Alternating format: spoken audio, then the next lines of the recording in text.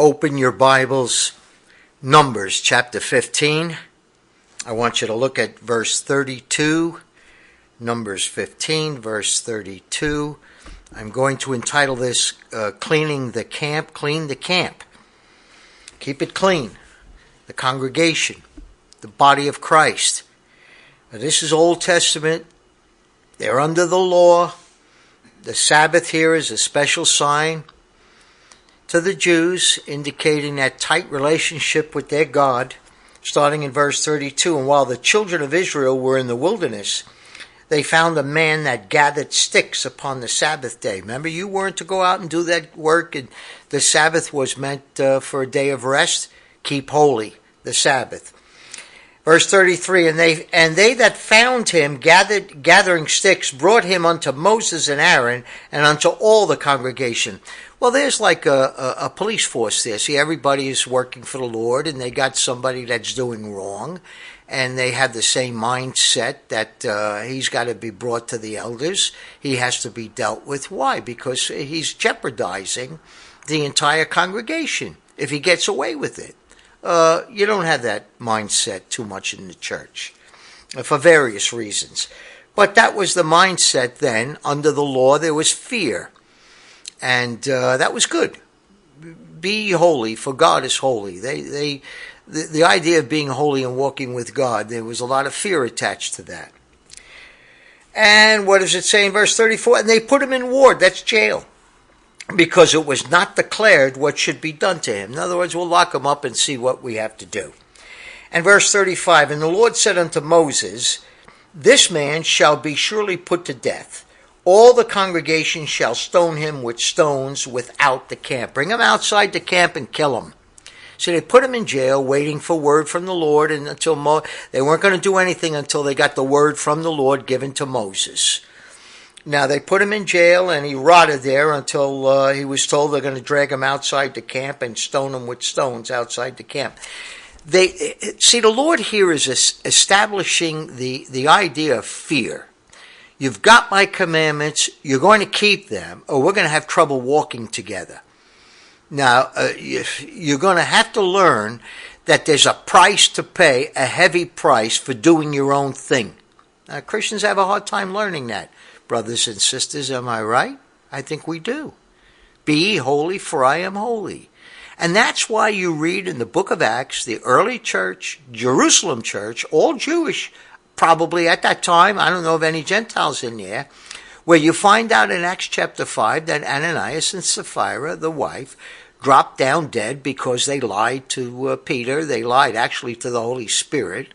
And Peter found out, and they said that they had sold all they had all the money from the sale of the property, and they gave it in, and all of that. It was all a lie.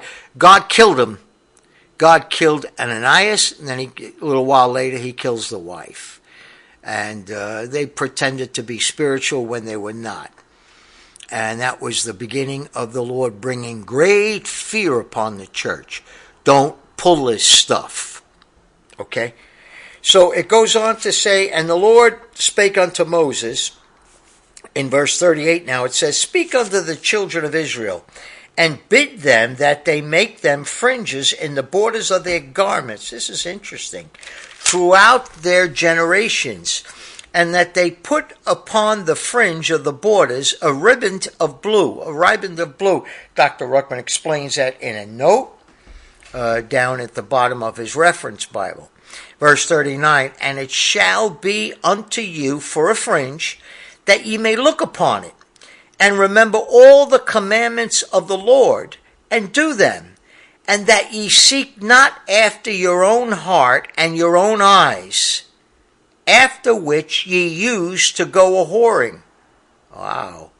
That ye may remember and do all my commandments, and be holy unto your God. See that? Be ye holy, for I am holy. Remember the Jews, they had to read Torah a lot, and they were familiar with these passages, and that's why Paul quotes them, Peter quotes them, be ye holy, for I am holy. I am the Lord your God, which brought you out of the land of Egypt to be your God. Now, what is this thing about putting them down on the bottom of your garment?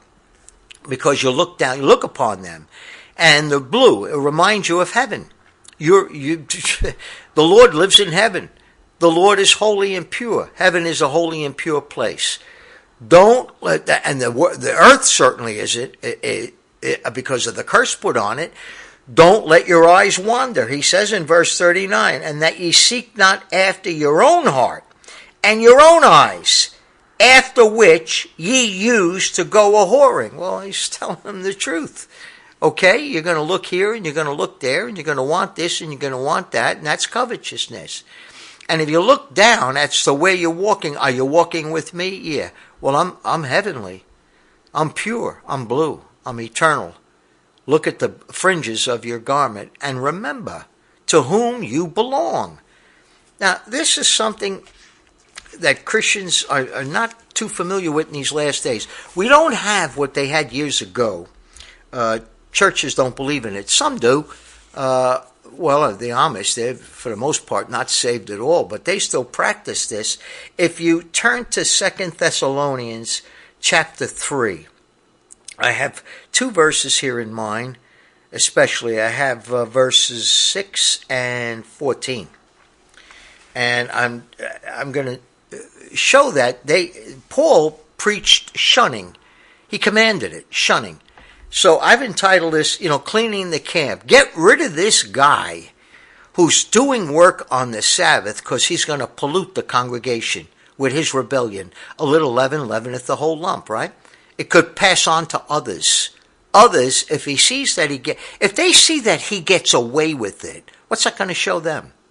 Hey, I might take a chance.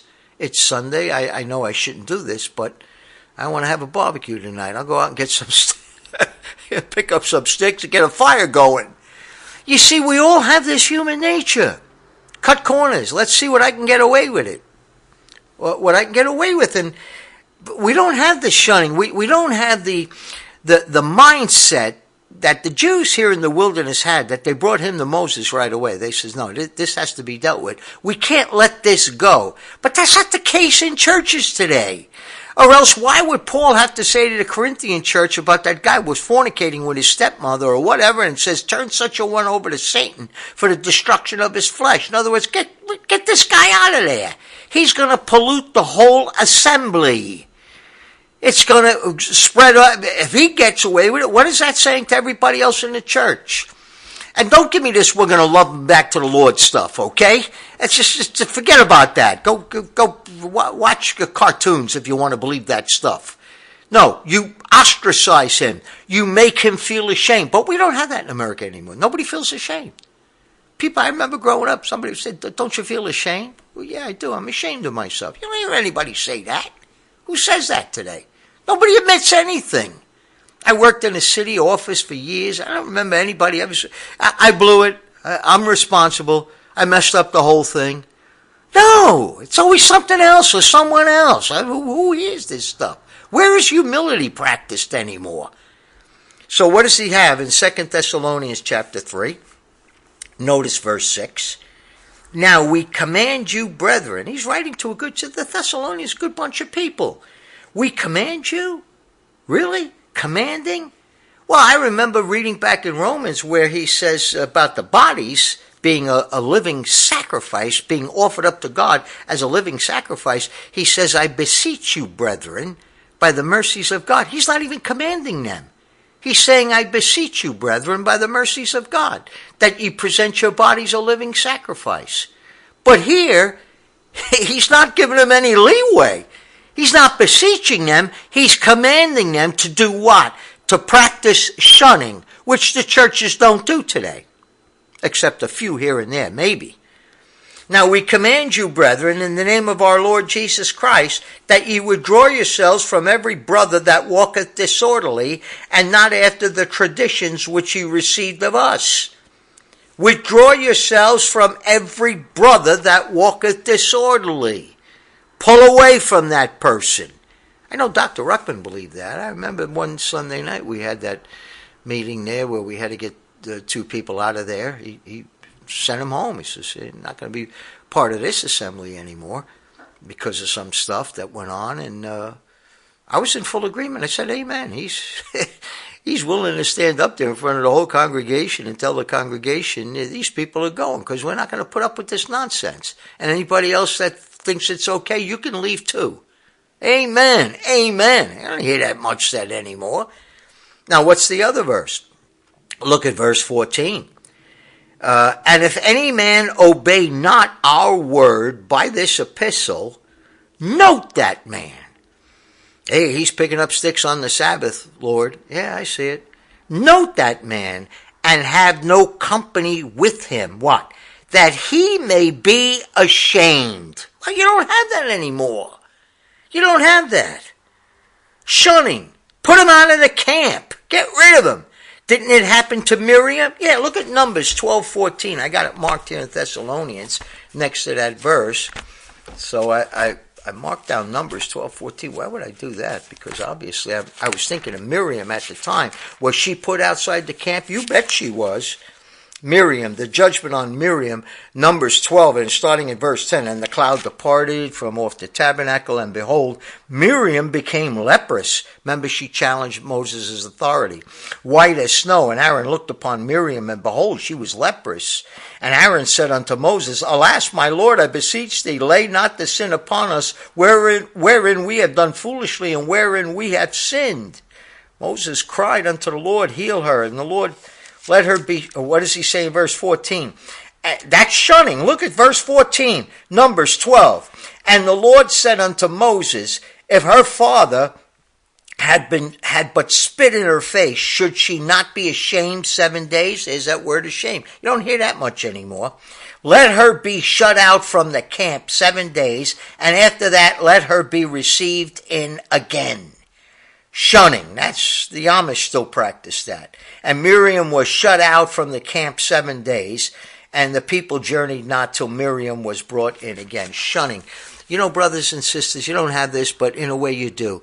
Because what happens is, if you continue your devilment, the Lord and you go off in different directions is what happens, obviously. You've separated yourself from the Lord because of your devilment. And he's shunning you.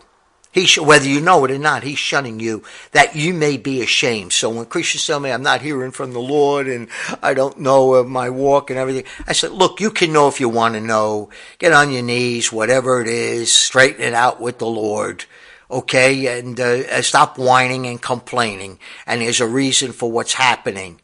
So if it's not going to be done in the church in a practical, visible way, it'll be done in a spiritual way, and you'll discover that your prayers do not get above the ceiling, and heaven seems to be closed, and something's not right. Have you been shunned? Is the Lord still smiling on you? And if he's not, why not? So he says here, Miriam and Aaron, they challenged Moses' authority. So what do you have here? You have this clean the camp, keep it clean.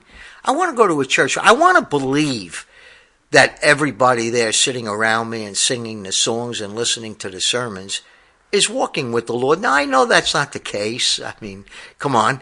I know that's not the case. So what do? I pray. Lord, clean the camp here. Before we even hear the preaching or the service begins, I ask the Lord, drive out every filthy and foul spirit sitting now in this auditorium. Clean this place, Lord. Drench it in thy precious blood. Let the blood of Jesus Christ fill every molecule in this building right now, every empty space. And whoever is coming here to hear the message this morning or worship you, if they're not right and they're living in sin, and just fill them with such a conviction and a horror, Lord, that their palms get sweaty, that they get nervous and shift around in their seat. And probably, maybe they won't show up tonight, Sunday night, or next week because they can't take the conviction. So, Lord, if we don't know who they are, we can't visibly drive them out. You can drive them out through the preaching of the word. So put it on the preacher's heart, Lord, to use that knife in such a way that it cuts cleanly and the blood flows, and we get rid of some stuff that doesn't belong in here, which can pollute the whole camp. And brothers and sisters, some Christians might not agree with me on this, but I can sometimes tell the atmosphere in a church. You go in there and before the service starts, you just pick up something. Something might not be right. Something is festering there which is going to hinder what's being said. And then you got the problem with the phones going off at the wrong time or whatever. That's going to happen, unfortunately, today because of the technology. But the prayer has to be, Lord, you got to clean this place. We come here to hear the words of God and to be fed and not be distracted. And there are some people that are coming here. They come because the family wants them to come, or it looks good that they're coming to church on Sunday, or it's the thing to do down south or whatever. But Lord, you know what? They stink. They stink up the camp. And your assembly, Lord, is not a public restroom. It shouldn't be that people come here with their stink and feel comfortable here. So if we don't know who they are, we can't drive them out. When I say we, the elders, the ones that have put their whole lives on the line, walking with God and be ye holy and believe in that. And if we can't drive them out, Lord, let your preacher use the word in such a way as he can drive them out.